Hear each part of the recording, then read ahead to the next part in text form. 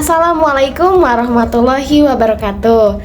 Halo teman-teman semuanya, perkenalkan nama saya Mutiara Widya Dustirani dengan NPM 182230108.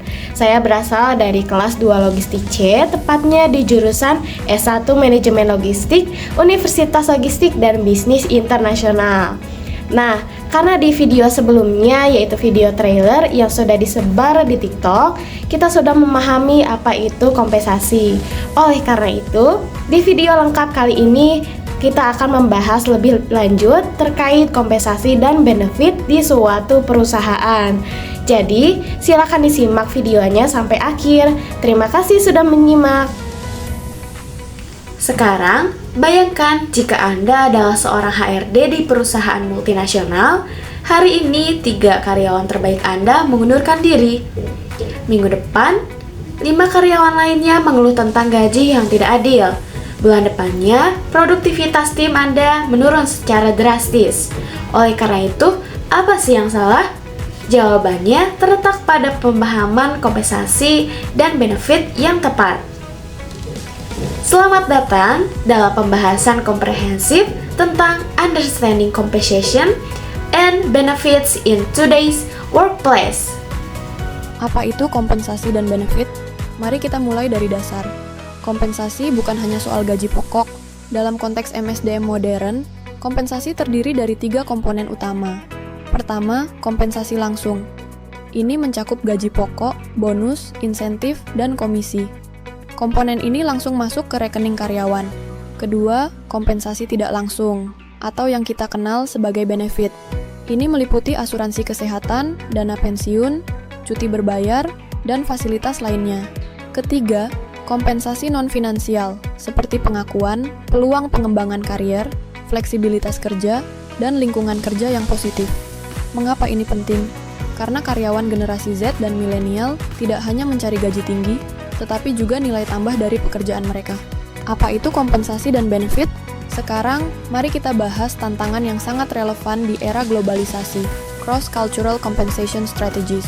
Tahukah Anda bahwa ekspektasi kompensasi sangat berbeda antar budaya? Di Jepang, karyawan lebih menghargai job security dan benefit jangka panjang. Di Amerika, mereka lebih fokus pada gaji dan bonus performance. Sementara di Indonesia, work-life balance dan benefit keluarga menjadi prioritas. Sebagai contoh nyata, Google menerapkan strategi kompensasi yang disesuaikan dengan budaya lokal. Di kantor Google Indonesia, mereka memberikan tunjangan hari raya dan fleksibilitas untuk ibadah. Di kantor Google Jepang, mereka fokus pada pengembangan karier jangka panjang. Ingat, one size doesn't fit all dalam kompensasi global.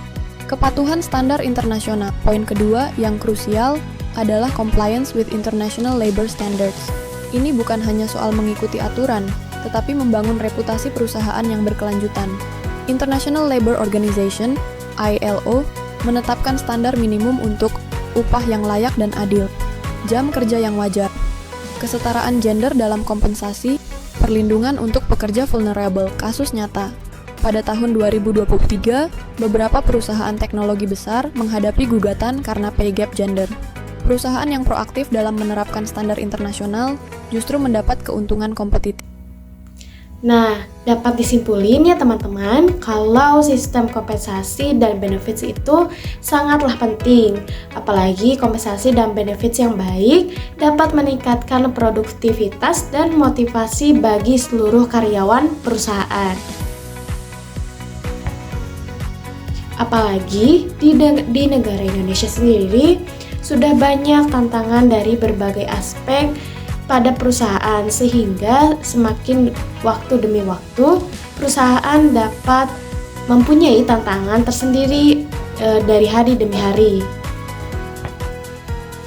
Oleh karena itu, faktor-faktor yang dapat mempengaruhi kompensasi dan benefit ini harus diperhatikan dengan seksama oleh setiap perusahaan.